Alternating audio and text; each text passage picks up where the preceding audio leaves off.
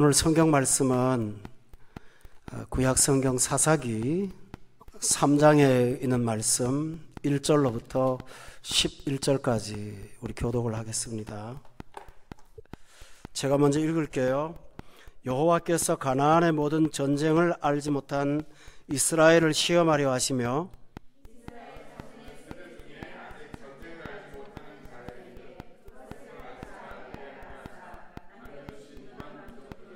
블레셋의 5 군주들과 모든 가나안 족속과 시돈 족속과 바알 헤르몬 산에서부터 하맛 입구까지 레바논 산에 거주하는 히위 족속이라.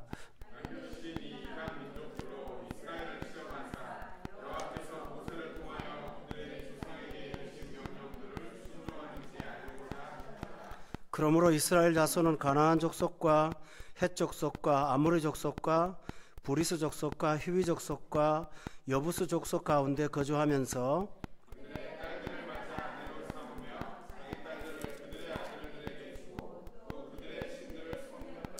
이스라엘 자손이 여호와의 목전에 악을 행하여 자기들의 하나님 여호와를 잊어버리고 바알들과 아세라들을 섬긴지라.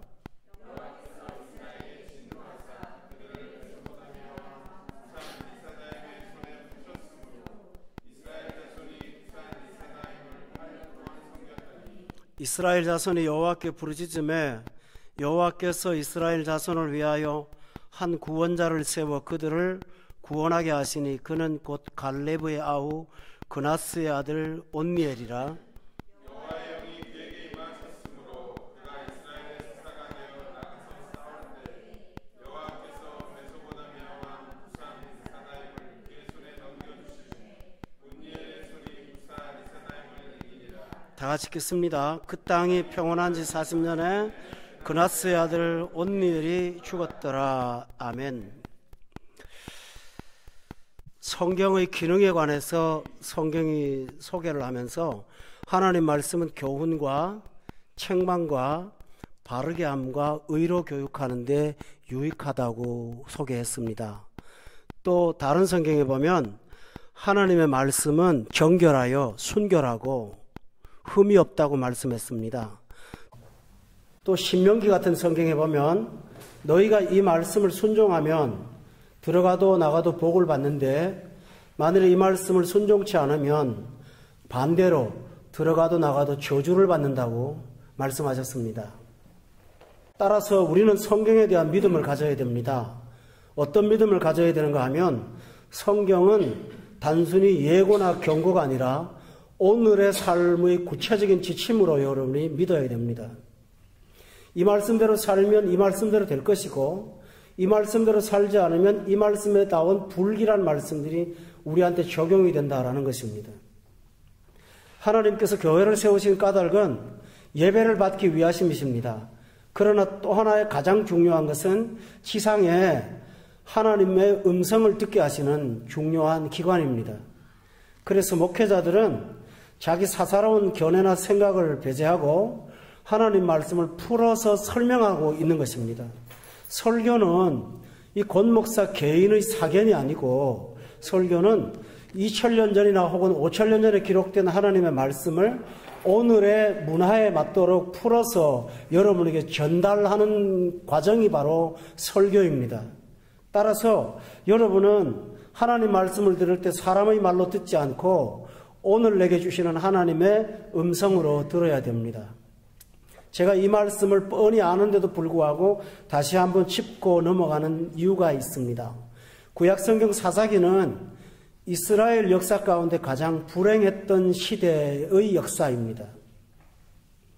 출애굽기라고 하는 성경은 이스라엘 역사 가운데 하나님 앞에 그만큼 신실했던 적이 없었던 가장 좋았던 때입니다. 그런데 출애굽기에도 보면 하나님을 10번이나 시험했다고 되어 있습니다.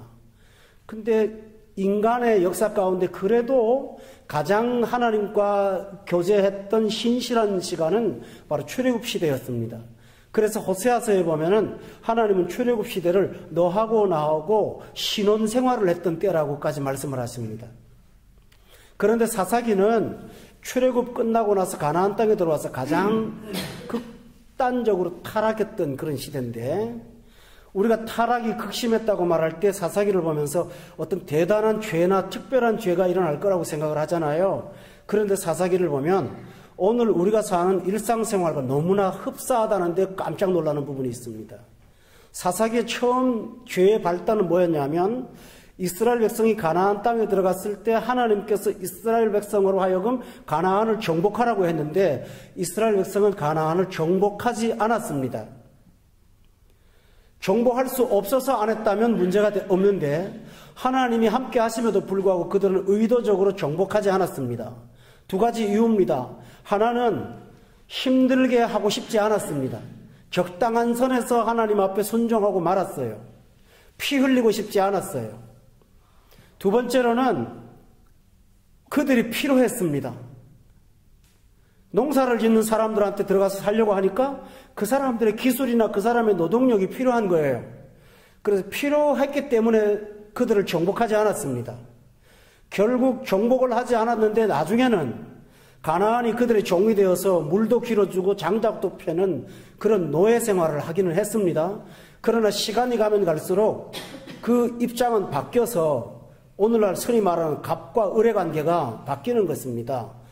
처음에는 이스라엘이 갑이었습니다만 시간이 지날수록 이스라엘은 을이 되고 가나안이 갑이 되는 이런 변화가 일어나고 말았습니다. 변질이 일어나고 말았어요. 그러다가 이스라엘 백성들이 선지자의 말을 듣고 회개했습니다.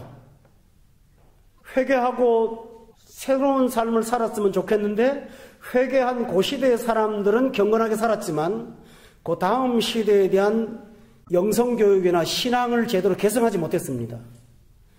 그래서 그 새로운 시대가 하나님과 또 새로운 문제를 일으키기 시작한 것이 오늘 본문의 내용인데 2장 10절에 보면 지난 시간에도 말씀을 우리가 들었습니다만 그 세대의 사람도 다 그 조상에게로 돌아갔고 그 후에 일어난 다른 세대는 여호와를 알지 못하며 여호와께서 이스라엘을 위하여 행하신 일도 알지 못하는 그런 세대가 도래했습니다. 그런데 그 시대에도 항상 불행했던 것은 아닙니다. 어떤 때는 행복했던 때가 있고 어떤 때는 아주 고통스러운 때가 있었습니다. 오늘 본문은 그 두 가지 내용을 가르쳐 줍니다. 첫째로는 그들이 평온했던 때가 있습니다. 여러분 이번 주 주보 보시면 제목에 40년간의 평온이라고 제가 기록해 놓았는데요. 그 구절이 어디 있냐면 3장 11절에 나옵니다. 같이 한번 읽겠습니다. 시작.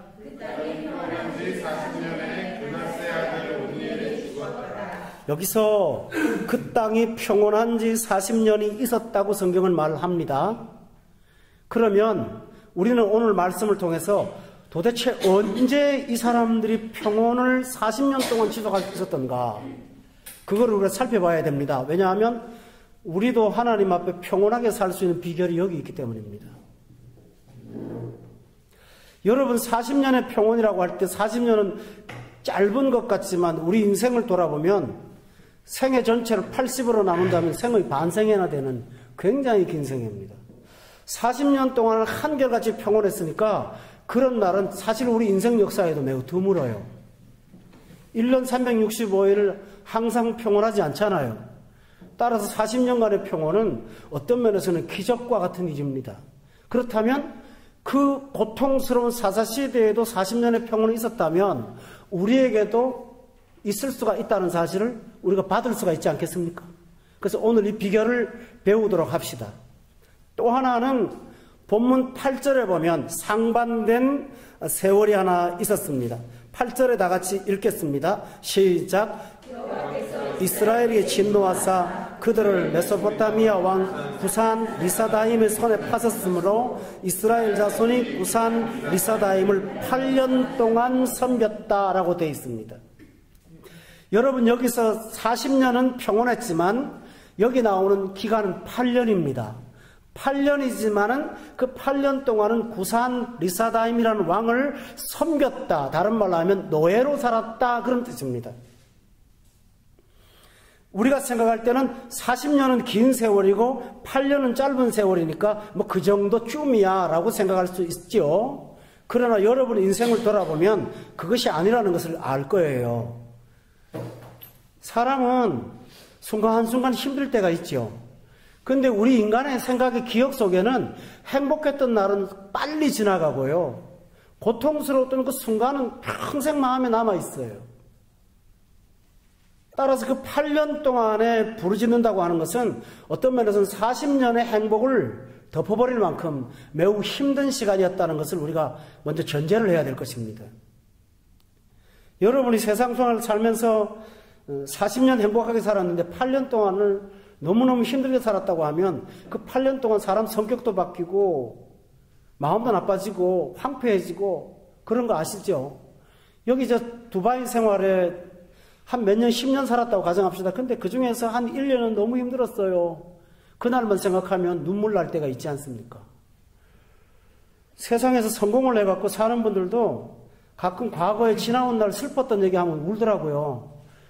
지금은 아닌데 그만큼 아픔의 세월들은 짧아도 인생 전부를 지배하고 장악하는 그런 문제가 있다는 사실을 우리가 기억한다면 결코 8년이 짧지 않은 것이고 이 8년의 고통의 세월을 여러분은 만나지 말아야 됩니다. 절대로 거긴 만나서 안 됩니다. 그러면 지금부터 말씀을 드리겠습니다. 첫째로는 8년의 고통의 세월은 왜 왔을까? 그거를 찾아보도록 하겠습니다. 우선 여러분 3장 1절과 2절을 저와 같이 한번 읽겠습니다. 시작. 여호와께서 가나안의 모든 전쟁들을 알지 못한 이스라엘을 시험하려 하시며 이스라엘 자손의 세대 중에 아직 전쟁을 알지 못하는 자들에게 그것을 가르쳐 알게 하려 하사 남겨두신 이방 민족들이 있었다라고 되어 있습니다. 여기 자세히 보면 2절에 반복되는 게 가나안의 모든 전쟁을 알지 못한다 이런 말씀이 나옵니다. 여기서 전쟁을 알지 못한다라는 말은 싸우는 걸 보지를 못했다 그런 뜻 아닙니다. 가나안은 늘 싸움터거든요. 쉬지 않고 싸우는 장소이기 때문에 일상이 싸움이라서 싸움을 모르는 사람들이 아닙니다. 문제는 이 말 뜻은 어떤 뜻이냐면 가나안에 들어와서 이스라엘이 평화롭게 살려고 한 게 아니고 가나안에 전쟁하려고 한 거예요. 그러니까 전쟁을 모른다라는 말은 어떤 뜻입니까? 전쟁을 안 했다라는 뜻이에요. 다시 말하면 가나안에 왜 들어갔는지 그 이유와 목적을 잃어버린 세대를 말하는 거예요. 적용을 쉽게 하면 우리는 예수 믿는 사람들이니까 하나님께서 우리를 세상에다가 보내셨다는 것을 믿어요. 내가 너희를 세상에 보내노라 그랬잖아요. 우리 예수 믿는 사람은 교회에 보냄받은 것이 아니라 교회에서 세상에 보냄받은 사람이에요. 따라서 우리는 세상에 왜 나가는지를 알아야 되는데 우리가 신자로 살면서 주일날 한 번 하고 성경 공부할 때 몇 번 오는 거 외에는 교회는 오는 거고 세상은 사는 걸로 생각을 하는 거예요. 내가 그리스도인으로서 세상을 산다고 하는 그 정체성이 뭔지를 모르고 살아요. 잘못하면 세상을 잘 살기 위해서 교회에서 은혜 받고 힘을 얻어갖고 세상에 나가는 걸로 생각하는 거예요. 그러나 성경은 우리에게 너희는 세상의 빛이 되는 것이고 세상의 소금이라고 말을 했어요. 따라서 우리는 세상에 나가서 어둠을 밝히는 존재가 되니까 불편할 수도 있을 거고요. 어둠과 싸워야 될 것이고요. 우리가 소금으로 가니까 부패하고 맛없는 세상에 그 부패한 것을 방지하는 역할을 하는 것이 우리가 역할인데 우리는 세상의 소금과 빛이라는 정체성보다는 교회에서 은혜 받고 세상에 나가서 잘 살아보려고 애쓰는 소위 말하면 가나안 땅에 정복한 새 3세대와 똑같은 정신을 갖고 있다 그런 얘기입니다. 공감이 되십니까 여러분? 따라서 우리가 아이를 학교를 보내고 직장 가서 직장 생활하고 하는데 여기에 대한 의식이 전혀 좀 갖춰져 있지 않는 내가 세상을 무엇으로 갖고 사는지를 모르는 또 하나 중요한 게 있습니다. 성경은 말하기를 우리의 삶의 목적은 먹든지 마시든지 뭘 하든지 하나님의 영광을 위해 사는 거라고 말씀하셨습니다. 그런데 우리는 그걸 세상에 나가면 새까맣게 잊어먹습니다. 굉장히 추상적인 거예요 그거는요. 그 대신에 하나님의 영광보다는 인간의 영광을 목적으로 살고 있습니다. 애들은 좋은 학교 가야 되고 돈도 잘 벌어야 되고 윤택하게 살아야 되고 그 부분에 온통 머리를 다 갖고 있습니다. 이것이 바로 무엇이냐면은 전쟁을 알지 못하는 세대의 전통적인 특징입니다. 저는 이 말씀을 왜 강조하느냐 하면 구산 리사다임을 8년 동안 섬긴 게 왜 그랬느냐고 하는 것을 말하려고 하는 것입니다. 그들이 소명을 잃어버리니까 8년 동안 섬기는 자리에 빠져들게 됐다. 오늘 성경의 고발이 바로 그런 얘기입니다. 다시 말하면 잘 살려고 했는데 그 잘 살려고 한 것이 오히려 고통스러운 세월을 만들었다는 것입니다. 이게 성경의 바로 고발입니다. 그래서 하나님은 어떻게 하셨냐면 본문 3장 2절에 보세요. 이스라엘 자손의 세대 중에 아직 전쟁을 알지 못하는 자들에게 그것을 가르쳐서 알게 하려고 하시려고 남겨두신 이방민족이 있다고 되어 있습니다. 여러분 잘 들어보세요. 하나님이 이스라엘 백성들을 가르치려고 교육의 목적으로 가나안의 고통스러운 6부족들을 다 남겨두었다고 합니다. 도대체 왜 그러실까요? 자, 선지자를 보내서 말씀을 전하는데 듣기는 듣지만 뼈저리게 듣기질 않는 거예요. 하나님의 종들을 보내서 하나님의 말씀을 전하는데 그 말씀을 듣는 것과는 전혀 상관없이 세상을 사는 거예요. 여전히 밖에 나가면 세상이 굉장히 매력적이고 세상이 정말 매혹적인 거예요. 하나님이 이들을 가르치려고 하니까 비상수단을 쓸 수밖에 없죠. 그건 뭐냐 하면 말로 안 되니까 눈으로 보여주는 거예요. 이방민족들을 남겨놓고 그들이 부패하게 사는 방식을 목도하게 함으로 하나님 없이 사는 백성들이 얼마나 불행한 존재고 얼마나 부끄러운 존재고 얼마나 슬프게 사는 허무한 존재인가를 보라고 하나님께서 말씀하신 것입니다. 만약에 우리가 주님의 말씀을 듣지 않고 세상을 따르게 되면 여러분은 언젠가는 세상의 허구를 분명히 만나게 될 것입니다. 주를 따르지 않고 매력적인 걸 따라갔다고 했을 때 그 우상 앞에 내가 무너지는 경험을 하게 됩니다. 저거는 우상이었어. 그걸 거기 가서 발견하게 됩니다.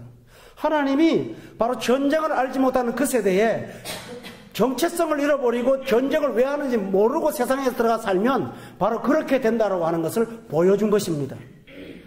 예를 하나 들까요? 이스라엘 백성들이 가나안 땅에서 부패하다가 마침내 바벨론과 아수르의 멸망이 돼서 그들의 노예로 팔려갔습니다.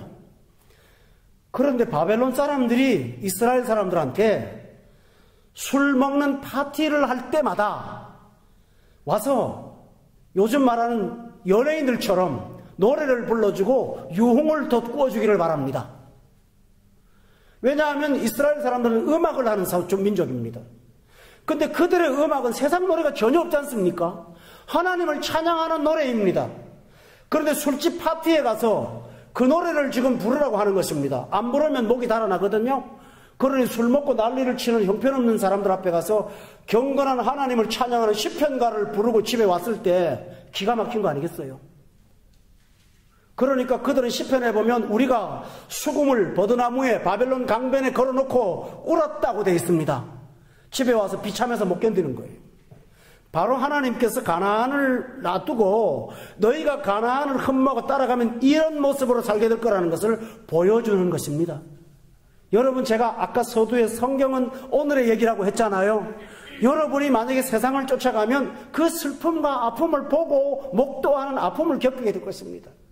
따라서 우리가 지혜로운 사람이라면 하나님의 말씀을 들을 때 빨리 고치고 정체성을 회복하는 그 회복이 필요하다는 사실을 믿으셔야 됩니다. 이거보다 중요한 건 없습니다. 제가 한국에서 한 참 오랜 시간 동안 목회하면서 세상 일을 좀 했습니다. 거기 가서 뭐 특별히 제가 모욕을 당하거나 그런 건 없었습니다. 오히려 요즘 세상 사람들은 막 노가다를 해도 신사적입니다. 옛날하고 달라요.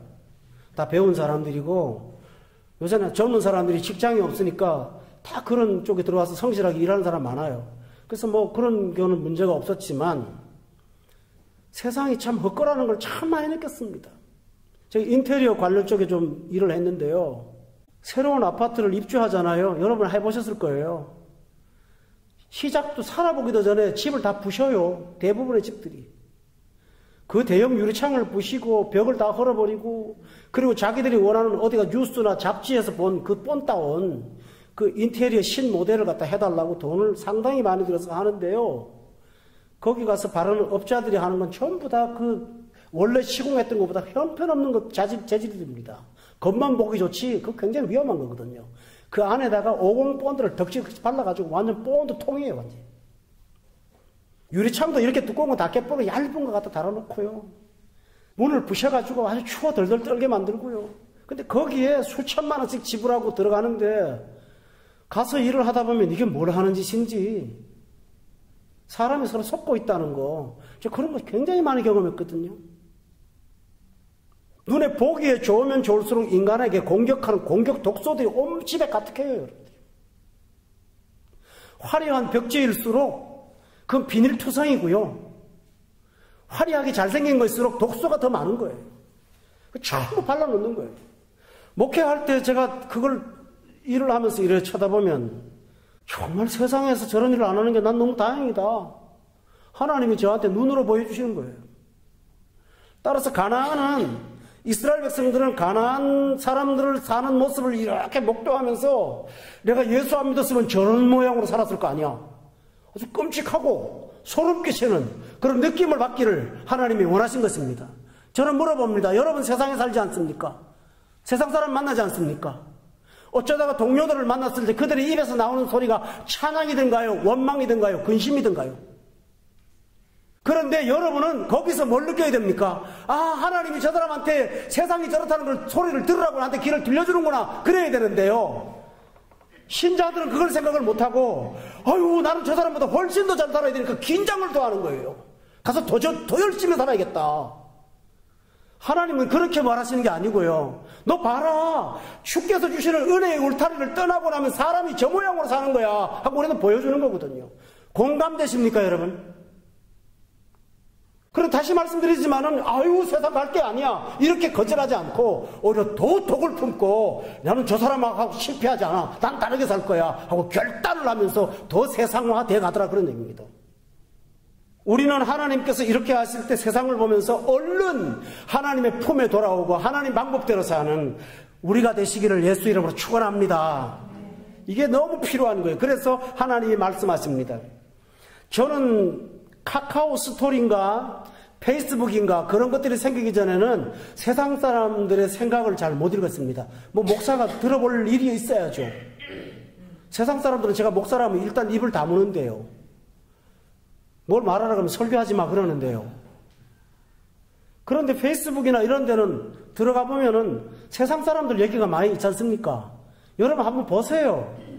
참 허무하기 짝이 없는 거예요. 카카오톡 같은 거 보시죠. 뭐 요새 카카오 스토리가 있어갖고 한번 들어가 보면요.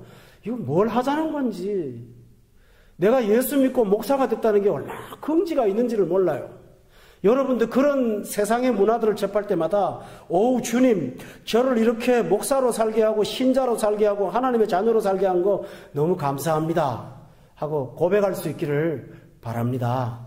그게 바로 하나님이 하시는 목적입니다. 그런데 그렇게 하지 않고 세상을 모습을 보면서 더 세상화되어 갈 때 여러분 구산 리사다임을 섬기는 사람이 될 것입니다.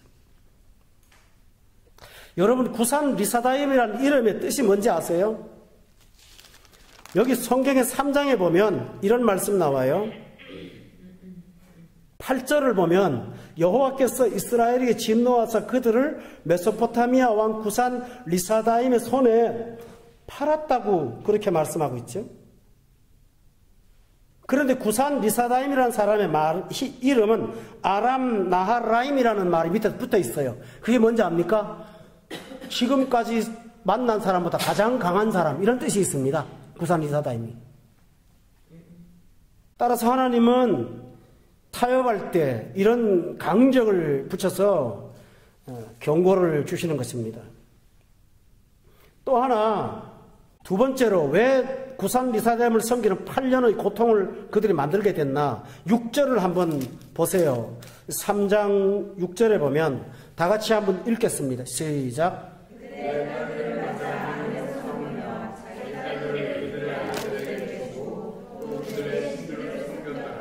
그들의 딸들을 맞아 아내로 삼고 자기 딸들을 그들의 아들들에게 주었다고 되어 있죠. 누구의 딸들이요? 가나안의 딸들과 서로 결혼했다고 그랬잖아요. 여러분 기억하세요? 창세기에 보면 야곱이 집을 나갈 때 이삭이 불러다 놓고 야곱한테 너는 가나안 여자한테는 결혼하지 말고 너희 외삼촌 라반의 집에 가서 그 집의 자손 그 친족들 중에서 아내를 맞이하라고 말하는 거 기억합니까? 근데 거기 보면은 가나안 여자가 에서와 결혼해서 부모의 마음을 근심하게 했다는 게 기록이 나옵니다. 또 여러분 기억하세요? 아브라함의 눈이 나이가 많아서 눈이 안 보여요. 자식을 결혼을 시켜야 되는데요. 종을 보내요. 종을 보내는데 자기가 그 남자의 중요한 부분에다가 손을 얹게 하고요. 그것은 아주 중요한 서약을 할 때 그렇게 하는 거예요. 그리고 맹세를 하라고 그래요. 뭐라고 맹세하냐면은 너는 가서 가나안 여자를 아내로 만들지 말고 경건한 자손을 데리고 오라고. 그렇게 아브라함이나 이삭은 가나안 사람과 혼잡한 것을 굉장히 경고했어요. 왜 그럴까요? 그것은 경건한 신앙인이 절대 될 수 없기 때문이잖아요. 그런데 오늘 3장 6절에 보면 이스라엘 자손들은 그들의 딸들을 맞아 아내로 삼고 자기 딸들은 그들의 아들들에게 주었다고 그렇게 기록되어 있죠. 왜 그럴까요? 이것은 옛날 사람들이 전통적으로 써먹던 방법입니다. 자, 적인데요. 사돈을 맺으면 적이 안 됩니다. 적인데 사돈을 맺으면 사돈집을 치지는 않잖아요. 소위 말하면 정략 결혼을 하는 거죠. 정략 결혼을 하면 서로가 편한 거예요. 그러나 정략 결혼 그 다음에 문제죠. 가나안 여자들은 전부 다 우상을 섬기는, 무당을 섬기는 딸들이에요. 집에 와서 집에다가 우상 섬기는 우상단지를 차려놓겠죠. 안방에다 차려놓고 적어도 남편이 못하게 하면 자식들한테 가르치겠죠. 그렇게 하면서 점점 가나안화 되어 가는 거예요. 근데 이스라엘은 하나님 말씀보다는 세상 사람과 타협을 하기를 원했던 거예요. 근데 타협을 했는데, 편하게 살려고 타협을 했는데 이상하게 구산 리사다임을 배나 악한 자를 섬기는 그런 고통 속에 빠지게 되었다는 것입니다. 이게 사사기의 아주 중요한 원리입니다. 성도 여러분, 하나님 백성은 편하게 살려고 하면 안 됩니다. 왜냐하면 편하게 살려고 하다가 더 큰 고통 많이 당합니다. 하나님께서 영적으로 살려고 하면 그렇게 해야 되고, 시간을 빼서 예배를 드리라고 하면 예배를 구별하여 드리고, 말씀을 들으라고 하면 듣고, 순종하라면 하고, 기도하라면 하고, 그 시간을 여러분이 따로 떼어놓고 편하게 살지 말고 열심히 사세요. 그러면 진짜 편하게 살 수가 있어요. 그러나 그렇지 않고 하나님의 것들을 빼버리고 여러분이 편하게 살라 그러면 절대로 편하지 않아요. 행복하지 않아요. 여러분이 힘들 때마다 내가 하나님을 버리고 타협하고 살지 않나? 여러분 생각하셔야 됩니다. 오늘 본문 보십시오. 6절에 보면 타협을 하고 나니까 3장 6절에 끝에 뭐라고 그랬나요? 그들의 아들들에게 주고 또 그 다음에 뭐라고 그랬나요? 결혼 다음에는 그들의 신을 섬기기 시작했다고 되어 있습니다. 뿐만 아닙니다. 7절에 보면 섬기는 것뿐만 아니라 그 다음에 섬기다 보니까 8절입니다. 7절입니다. 다 같이 한번 읽어보세요. 시작.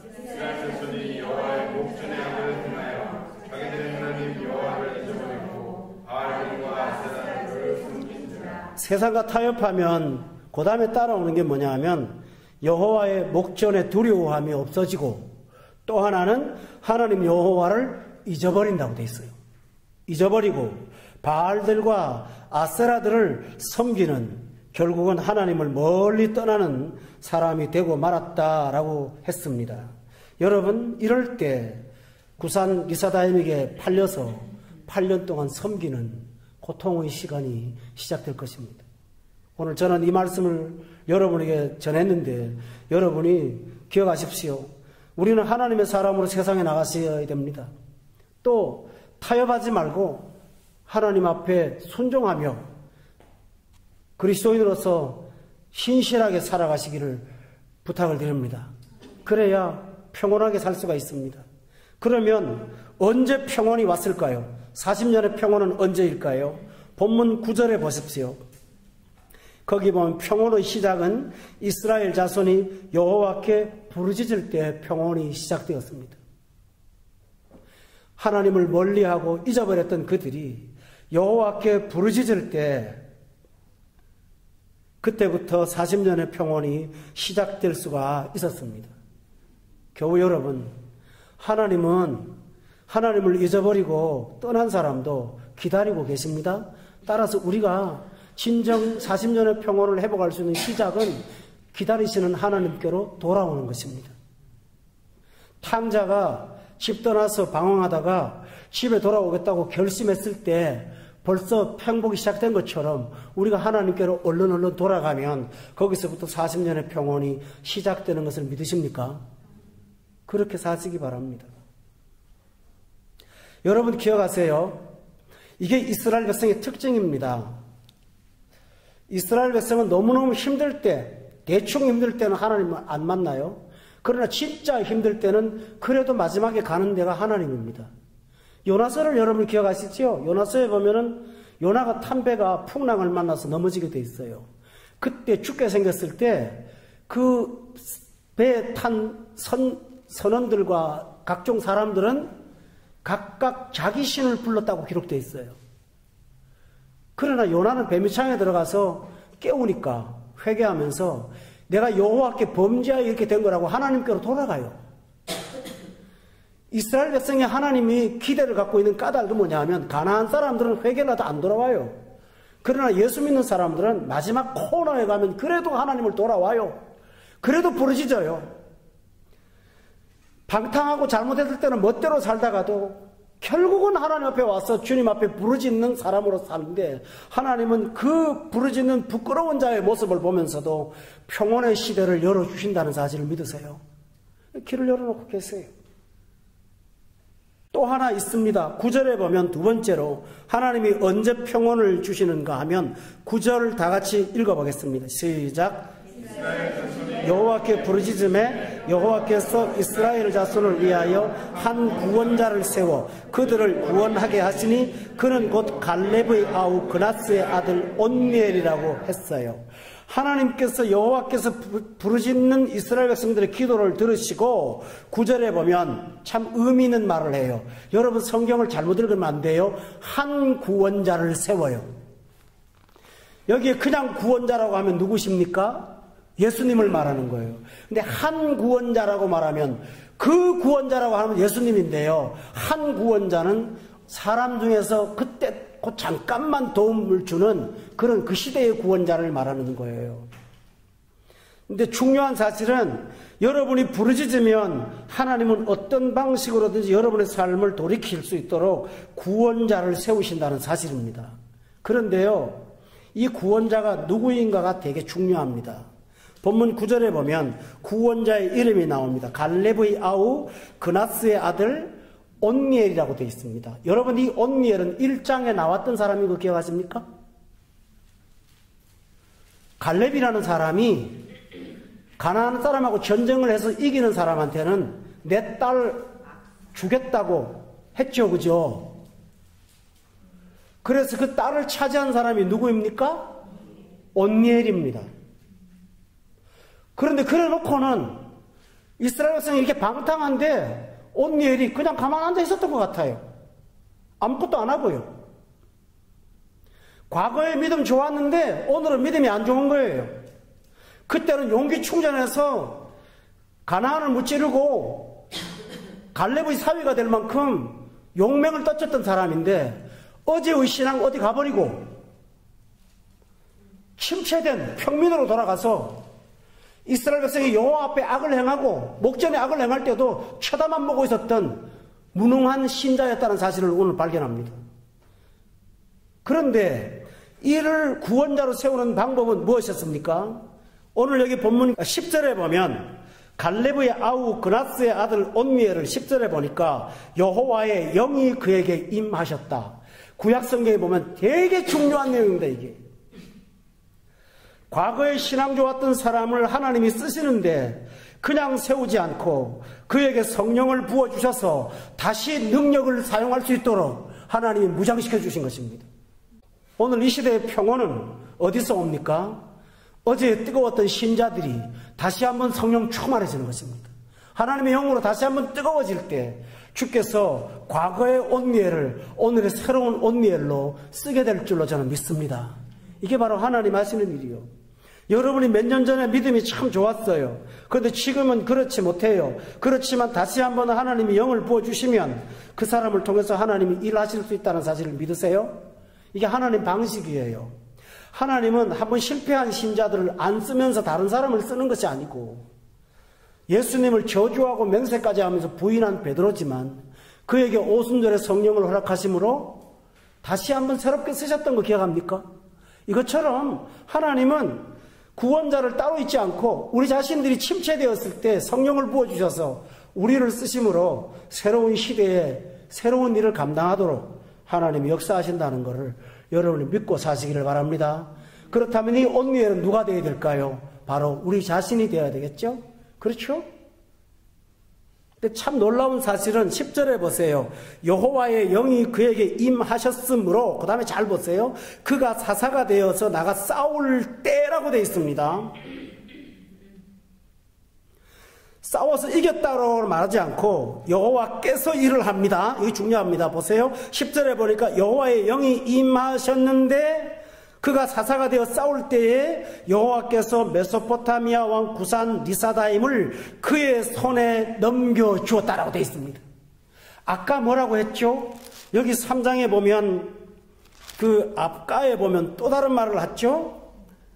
8절에 보니까 여호와께서 이스라엘에게 진노하사 그들을 메소포타미아 왕 구산 리사다임의 손에 뭐 했다고 그랬나요? 팔았는데 이번에는 거꾸로 뭐라 그랬죠? 구산 리사다임을 손에 누굽니까? 온니엘의 손에 넘겨주었다고 되어 있잖아요. 하나님의 영이 임했지만 하나님께서 넘겨주시니까 온니엘이 싸워서 그 구산 리사다임을 죽이고 이기는 승리를 갖고 왔습니다. 여러분, 여기서 우리는 40년의 평온을 얻을 수 있는 중요한 것을 발견합니다. 우리는 언제나 과거의 온유엘이 아니라 새로운 온유엘에 대한 성령 충만 받고, 그리고 하나님이 함께 하실 때에 우리에게 승리가 있고 지난날의 과거의 실패를 다 딛고 다시 한번 새롭게 일어나게 될 것을 저는 믿습니다. 그러고 나니까 본문 11절에 그 땅이 평온했다고 되어 있지 않습니까? 40년 동안 그나스의 아들 온니엘이 죽기 전까지 그가 있을 때는 40년의 평온이 이스라엘 백성들 전체에 있을 수 있었다고 오늘 말씀하고 있어요. 성도 여러분, 오늘 이 말씀에 두 가지를 다시 한번 정리하고 마치겠습니다. 8년의 고통의 세월, 왜 왔는지 아시죠? 정체성을 잃어버리고 세상 사람처럼 살 때 힘들었어요. 타협하며 사니까 편하게 살려고 했는데 고통스러웠죠? 그러나 40년의 평온이 어디서 왔어요? 우리가 잘못했습니다. 깨닫고 하나님 앞에 부르짖었어요. 회복이 왔어요. 그때 하나님께서 구원자를 세워요. 온니엘을 세워요. 그 구원자는 다름 아닌 과거의 명성을 떨쳤고 지금은 희미해졌던 그 실망했던 그 사람을 다시 한번 하나님께서 새로 쓰시는 거예요. 써셔서 그를 통해서 하나님이 일을 하심으로 40년의 평온이 지속될 수 있도록 역사하신 것입니다. 우리 교회 성도 여러분들이 오늘 밤 이 말씀을 듣고 나도 성령 충만하겠습니다 하고 마음에 결심하세요. 그리고 새로운 온밀이 되셔서 여러분의 삶이나 우리 속에 40년의 평온이 항상 살아있을 수 있도록 역사하는 것 복으로 받기를 예수 이름으로 축원합니다. 기도하겠습니다. 거룩하신 하나님 아버지, 저희 생활이 힘들고 어려운 부분의 원인을 발견할 수 있게 하시고 평안을 회복하고 40년의 긴 세월을 행복하게 살 수 있는 비결을 가르쳐 주시오니 감사합니다. 하나님 아버지, 우리가 세상과 타협하지 않기를 원합니다. 우리가 하나님을 멀리하고 우상을 섬기는 자들이 되지 않기를 원합니다. 가난한 사람들처럼 세상 사람을 닮아가지 않기를 원합니다. 우리가 왜 세상에 보냄받았는지 정체성을 다시 한번 분명하게 하고 내가 누구인지를 다시 한번 새롭게 하는 귀한 시간 됨으로 말미암아서 우리에게 다가오는 위기와 불행을 너끈히 이기는 사람이 될 수 있도록 축복하여 주시옵소서. 전능하신 아버지 하나님, 오늘 우리 머리 숙여 싸우니 과거의 온미엘들에게 성령을 부어 주시옵소서.